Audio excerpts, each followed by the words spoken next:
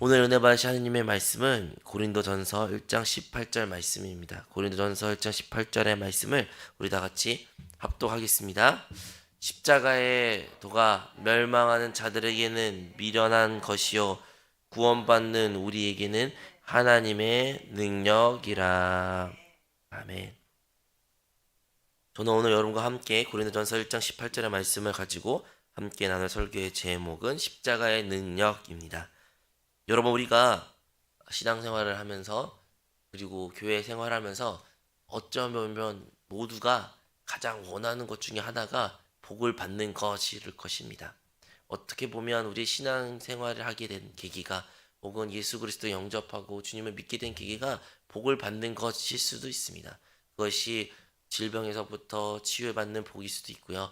우리의 가정이 회복되는 화목의 복일 수도 있고요.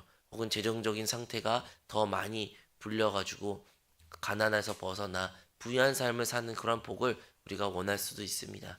다양한 복이 있을 수 있지만 그 복을 누리기를 원하는 것이 사람의 근본적인 그리고 원초적인 본능이고 그리고 그러한 감정 생각이기 때문에 그 복을 누리기 위하여 신앙생활 하나님을 믿음을 시작할 수도 있습니다.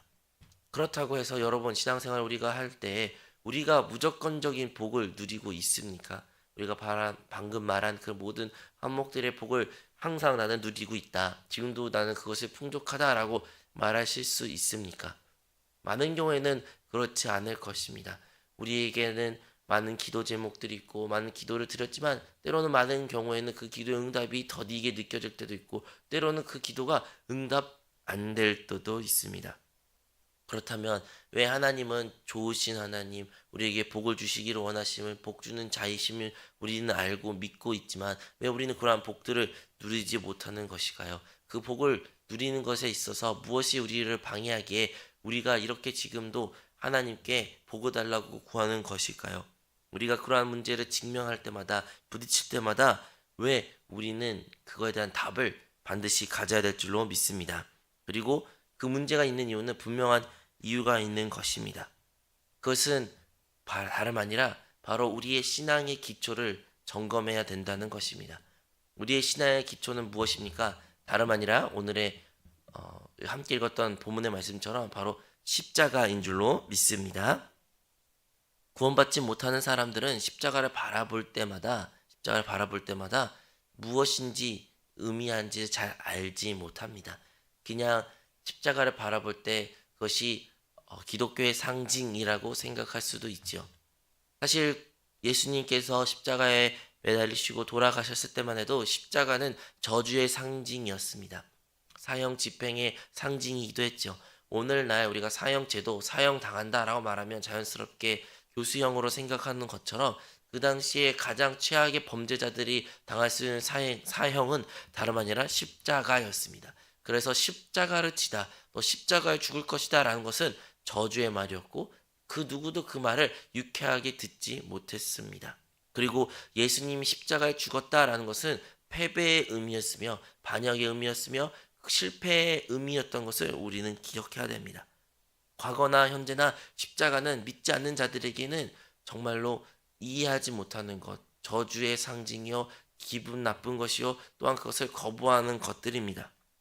왜 그럴까요? 왜냐하면 그들은 십자가를 보고도 그 십자가의 참된 의미를 알지 못하기 때문입니다. 오늘 본문에 말한 것처럼 십자가는 믿지 않는 자가 어떻게 보이는 것입니까? 바로 미련하게 보이는 것입니다. 미련하고 어리석게 보이는 것이 십자가입니다. 하지만 우리 구주 예수 그리스도를 영접하고 구원받는 우리에게 있어서 십자가는 하나님의 능력인 줄로 믿습니다. 여러분은 십자가가 하나님의 능력이 되십니까? 하지만 많은 그리스도인들 가운데 이 십자가가 하나님의 능력으로 누리기보다는 그냥 십자가를 단순히 우리 교회의 상징, 아니면 기독교의 상징, 예수님이 죽으신 그 십자가 그 정도로 알고 그친 경우가 참 많은 것 같습니다. 왜 그렇게 말할 수 있냐고요? 왜냐하면 우리는 다른 것에서는 능력이 너무나도 구체적으로 무엇인지 잘 알고 있기 때문입니다. 단편적으로 여러분, 돈의 능력을 아십니까?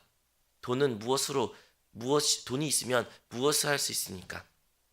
많은 것을 할 수 있죠 라고 말할 수 있겠죠. 제 아들도 이제 만 2살 됐는데 그 아들도 돈의 능력을 압니다. 용돈을 받습니다. 용돈 이제 조부모님들이 할머니 할아버지가 용돈을 주면 신나서 용돈을 받자마자 엄마한테 다가와 이렇게 말합니다. 엄마 장난감 사주세요. 그 돈을 지폐를 들고 장난감 사달라고 말하고 있습니다. 돈의 능력을 아는 거죠. 종이처럼 보이지만 이것만 있으면 내가 원하는 장난감을 살 수 있다는 것을 그 어린 아이부터 압니다. 그리고 우리는 성인 된 우리는 더 큰 능력이 있다는 것을 압니다. 돈이 많이 있으면 어떠한 죄를 지어도 좋은 변호사를 선임해서 나의 죄를 최대한 작게 혹은 그 죄에서부터 형량을 줄일 수 있다는 것을 잘 알고 있습니다. 돈이 있으면 내가 좋은 집을 살 수도 있고 좋은 차를 살 수 있으며 편안한 삶을 살 수 있다는 것도 압니다. 돈이 있으면 다른 사람의 호의를 베풀 수도 있고 다른 사람에게 감정을 좋은 인상을 줄 수도 있으며 세상 사람들에게 칭찬과 칭송을 받을 수 있다는 것도 압니다. 돈이 있으면 좋은 명품이나 자기 자신의 꾸밈으로써 말미암아 다른 사람을 나를 존경하게 만들 수 있다는 것도 우리는 잘 압니다. 이렇게 우리는 돈이라는 능력을 잘 압니다. 그렇지만 십자가의 능력은 무엇입니까?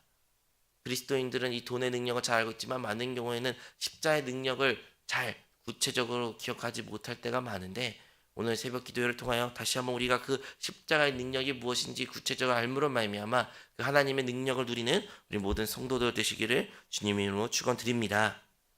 첫 번째, 십자가는 우리의 자신의 죄를 깨닫게 만드는 것입니다.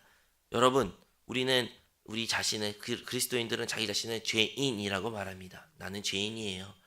우리 모두는 다 죄인이라고 고백합니다. 그래서 나 같은 죄인 살리시니는 찬송거나 아니면 십자가나 보혈 찬송할 때 눈물을 흘릴 때도 있고 자기 자신이 죄인이라는 것을 다시 한번 참담하게 고백하는 많은 사람들이 있습니다. 그렇게 자기 자신의 죄인이라고 말하면서도 그 사람을 향하여 비판하거나 잘못을 말하거나 이런 실수를 했습니다. 그렇게 하시면 안 됩니다. 라고 그 이야기를 들을 때마다 우리의 반응은 어떻습니까? 많은 경우에는 기분이 상하거나 혹은 반발하거나 왜 나를 비판하냐? 나 잘못한 것 없다. 왜 나에게 그러한 말을 하냐? 이렇게 우리가 반응하지 않습니까?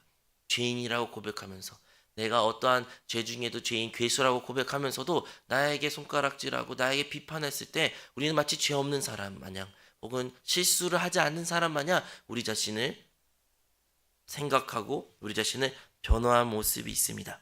이것은요, 그 자기 자신의 죄인이라고 인정하지만 얼마나 큰 죄인이라는 것을 아직 인지하지 못하기 때문에 나타나는 현상이라는 것을 기억해야 되는 것입니다. 누가복음 5장에서 예수님은 베드로를 만나게 됩니다. 그 당시 베드로는 어부였고 밤새도록 물고기를 잡으려 노력했지만 한 마리도 잡지 못했습니다. 예수님이 설교를 마치시고 베드로에게 말하죠. 이제 가서 그물을 던져라. 베드로가 말합니다. 내가 밤새도록 수고했지만 한 마리도 잡지 못했지만 그래도 선생님이 말씀하시니까 내가 그물을 던지겠다. 그래서 그물을 던졌을 때 요한과 함께 너무나 많은 물고기를 잡고 진짜 배가 가라앉을 수 있을 정도로 그 양이 어마무시했습니다. 여러분, 베드로의 반응이 그 다음이 무엇인지 기억하십니까? 우리 인간적으로 생각했으면 밤새도록 수고했고 한 마리를 못 잡았으면 예수님 덕분에 많은 물고기 잡았으면 우리는 이렇게 말해야 됩니다. 대박이다. 와, 너무 좋다. 예수님, 앞으로도 같이 우리 물고기 잡아요. 예수님 이렇게 좋은 능력을 가지셨군요. 재능을 갖고 계셨군요. 더 많은 아이 물고기 잡도록 도와주세요. 이러한 반응이 우리는 예상했지만 베드로의 반응은 다름 아니라 예수님께 무릎 꿇고 말합니다. 주님, 나는 죄인으로서이다. 나를 떠나소서. 그게 베드로의 고백입니다. 왜 그런 베드로의 고백이 있을 수 있었습니까? 왜냐하면 베드로는 그때 안 것입니다. 예수님이 그냥 내가 알고 있는 일반적인 사람이 아니라 그는 참된 하나님의 아들이시오. 나중에 그가 고백한 것처럼 그는 그리스도시오. 하나님의 아들을 고백했던 것처럼 예수님이 어떠한 분인지 그 믿음의 눈으로 그가 보게 된 것으로 말미암아 그는 자기 자신의 죄인이라는 것을 뼈저리게 깨닫게 된 것입니다. 그러므로 우리가 십자가를 바라볼 때마다 그 십자가에 매달리신 예수님을 우리가 바라볼 때마다 우리 안에 계신 주님을 바라볼 때마다 우리는 무엇을 첫 번째 기억해야 된다는 것입니까? 바로 우리 자신이 죄인이라는 것을 우리는 반드시 기억해야 될 줄로 믿습니다. 아무나 그렇게 고백하지 못합니다. 이 또한 성령님께서 성령의 빛 비추심을 우리 비출 때만이 비로소 우리가 생각하지도 못했던 그 부분만큼도 얼마나 큰 죄인이었고 큰 죄를 내가 지녔으며 하나님께 온전히 쓰지 못한 존재이라는 것을 깨닫게 된다는 것을 우리는 기억해야 될 줄로 믿습니다.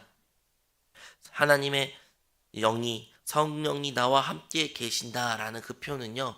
그 어떠한 사람보다도 내가 죄인이라는 것을 잘 아는 사람이라는 것입니다. 성령이 함께 계신다면 우리 안에 주님이 주의 영이 함께 계신다면 우리는 우리가 죄인이라는 것을 잘 알고 고백하고 그리하여 다른 사람을 비판하고 정죄하기 앞서 나의 죄, 나의 허물에 대하여 주님께 회개를 구하는 그런 모습을 우리가 다 회복해야 될 줄로 믿습니다.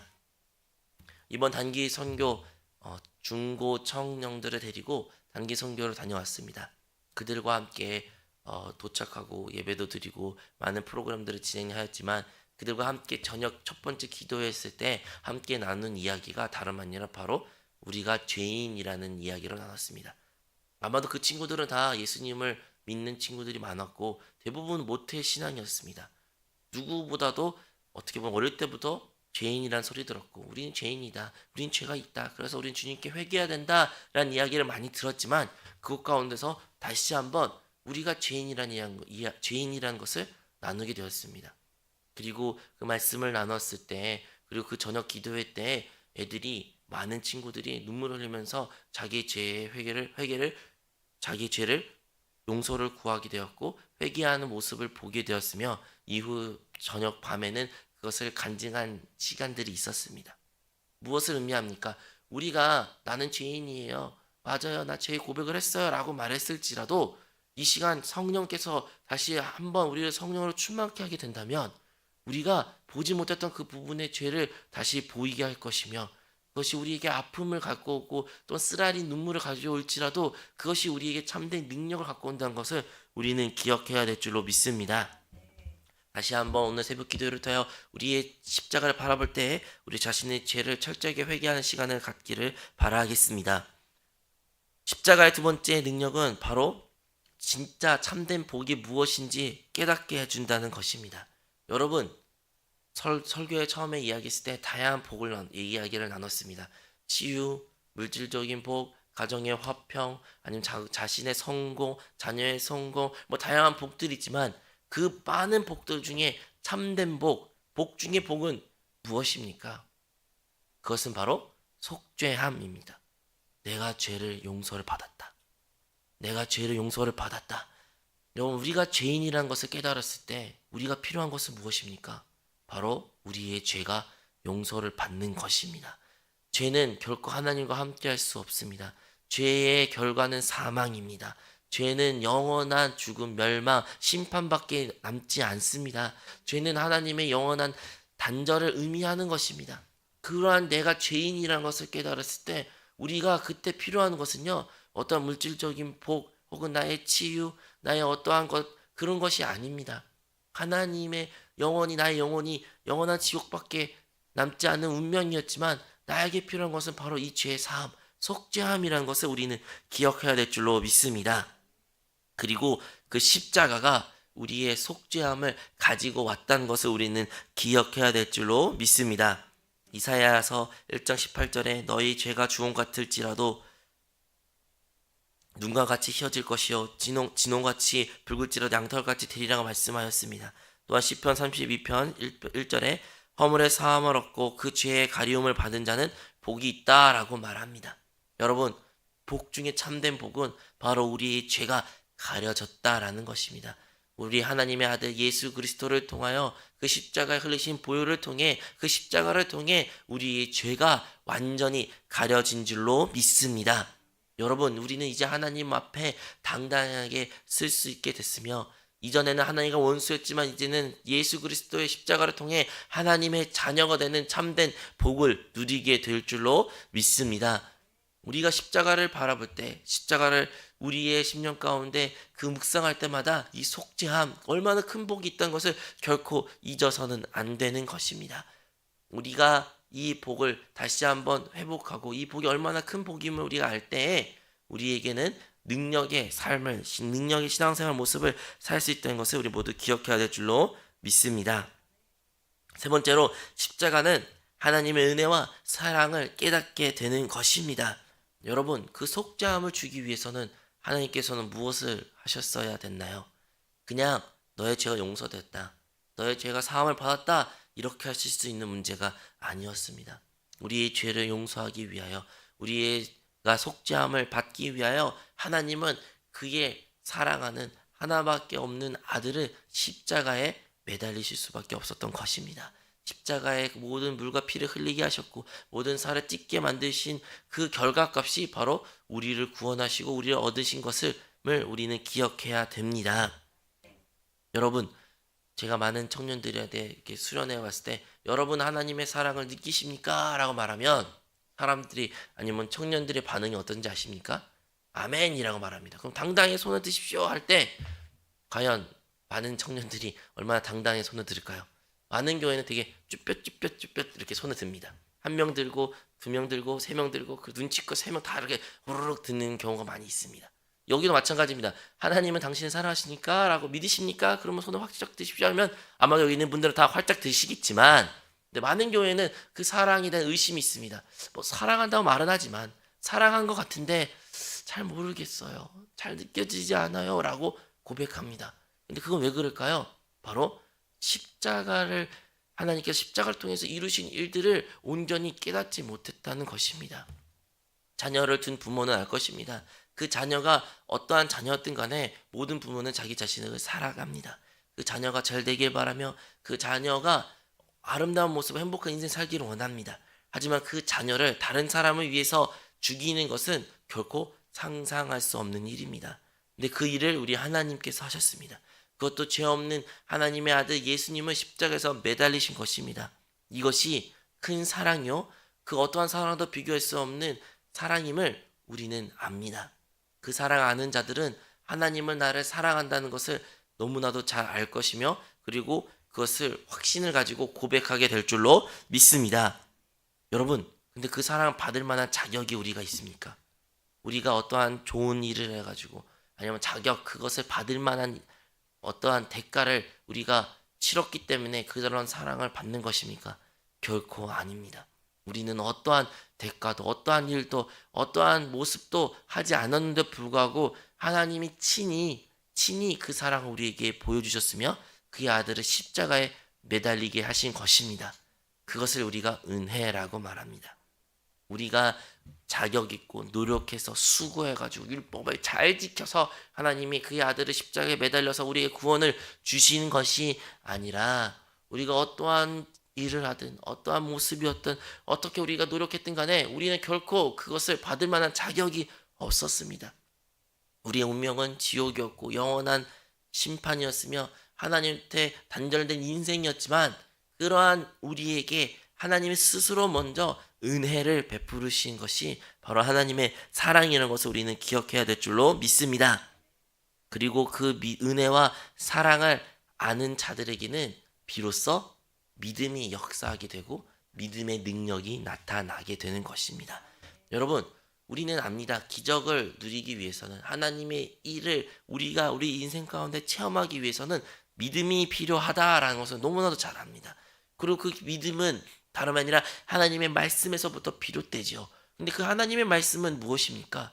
바로 하나님의 은혜, 하나님의 사랑을 믿는 것을 말하는 것입니다. 여러분, 하나님을 여러분 사랑하시는 것을 믿으신다면 우리는 두렵고 염려, 걱정, 근심하지 않을 것입니다. 우리 하나님께서 우리를 사랑하신다는데, 그렇게 사랑하신 하나님인데 우리가 지금 놓인 상황이, 문제가 하나님께서 외면하시고 무시하시고 우리가 불행하게 냅둔다는 것을 결코 말도 안 되는 일인 것입니다. 하나님의 사랑을 확신한 차인 사람들은 오늘 인생 가운데, 오늘 삶 가운데 있는 문제, 두려움도 다 극복할 수 있으며 도리어 하나님께 감사와 간구를 드릴 수 있다는 것을 우리는 기억해야 될 줄로 믿습니다. 그 은혜와 사랑하는 자들에게는 믿음의 기적을 체험할 수 있게 된다는 것입니다. 그리고 그 모든 것은 어디서부터 비롯된 것입니까? 바로 십자가에서 이루어졌던 일이라는 것을 우리는 기억해야 될 줄로 믿습니다. 그 아버지의 사랑, 하나님의 사랑을 더 깊이 누리기 위해서는 우리는 그 사랑에 대한 묵상을 많이 해야 됩니다. 이번 단기 선교에서도 많은 청년 페스티벌 가운데 목사님 한 분이 이러한 설교를 나누셨습니다. 우리가 하나님 아버지의 사랑을 알기 위해서는 다름 아니라 진짜 친부, 진짜 나를 낳아주신 아버지의 사랑을 깨달아야 된다. 그 아버지를 미워하고 증오하고 아버지와 원수를 맺는 그러한 신앙생활하는 사람들은 결코 하나님을 아버지라 부를 수 없게 될 것이며 하나님의 사랑을 누릴 수 없을 것이다. 그리고 그러한 사람들에게는 하나님의 능력을 체험할 수 없다라고 목사님이 말씀하셨습니다. 그리고 마지막 순서에는 그 아버지에게 편지, 자기 친부에게 편지 쓰는 시간을 가졌습니다. 많은 청년들이 눈물을 흘리면서 자기의 친부를 아버지를 용서하는 내용과 그리고 감사의 내용을 썼던 시간을 우리가 가졌습니다. 그리고 그 시간 이후에 그들은 하나님 아버지를 아버지라고 더 자유롭게 부를 수 있게 됐으며 그 아버지의 사랑을 더 누리게 되었고 더 능력 있는 신앙생활 모습을 사는 모습을 보고 돌아왔습니다. 이처럼 우리 신앙생활 가운데 능력의 신앙의 모습을 살기 위해서는 우리는 하나님 아버지의 사랑을 더 깊이 체험해야 되며 그 사랑 안에 머물 때에 그 십자가를 바라보면서 그 사랑을 체험할 때 우리는 능력이 있는 그리스도인이 될 줄로 믿습니다. 마지막으로 우리는 십자가를 바라볼 때 기억해야 되는 것은 그 십자가에서는 예수님만 돌아가신 것이 아니라 나도 끝났다는 것을 기억해야 됩니다. 우리 신앙생활 가운데 우리는 여전히 육신을 가진 존재이기에 이 육신으로 말미암아 넘어집니다. 육신으로 말미암아 죄를 다시 짓게 됩니다. 우리에게는 법이 하나 있습니다. 하나님을 섬기려고 하나님을 기쁘게 하라는 법도 있지만 우리에게 또 다른 법이 있는데 바로 죄와 사망의 법이 역사한다는 것입니다. 내가 선을 행하려고 행하라는 그 노력을 할 때마다 우리는 그것을 행할 수 없는 내 안에 또 다른 법이 있다는 것을 보게 된다는 것이죠.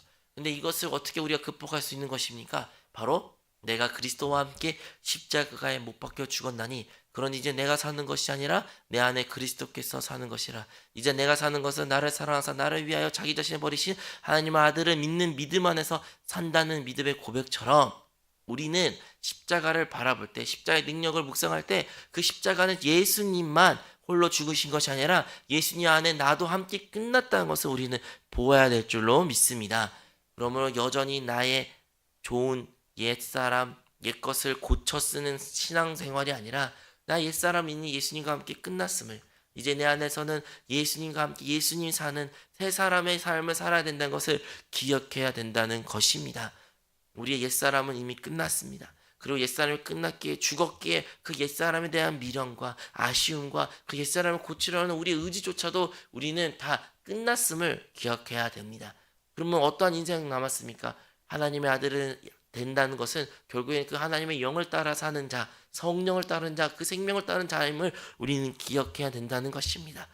그렇게 사는 자들에게 진정한 그리스도의 능력, 십자가의 능력, 하나님의 능력이 나타난다라는 것을 우리는 기억해야 될 줄로 믿습니다.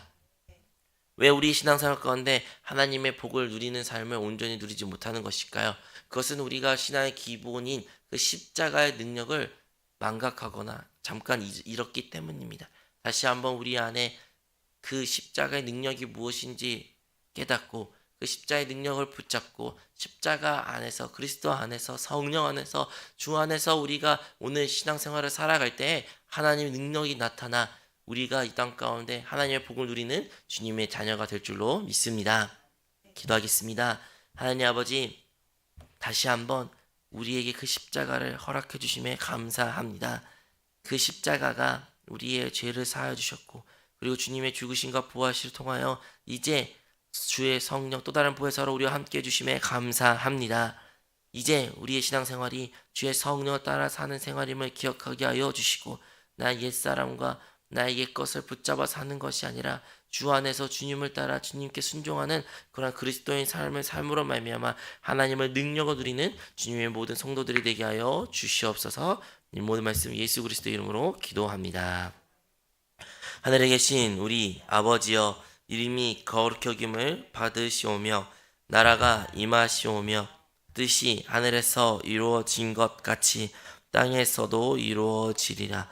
오늘 우리에게 일용할 양식을 주시옵고 우리가 우리에게 죄 지은 자를 사하여 준 것 같이 우리의 죄를 사하여 주시옵고 우리를 시험에 들게 하지 마시옵고 다만 악에서 구하시옵소서. 나라와 권세와 영광이 아버지께 영원히 있사옵나이다. 아멘. 할렐루야. 주님을 찬양.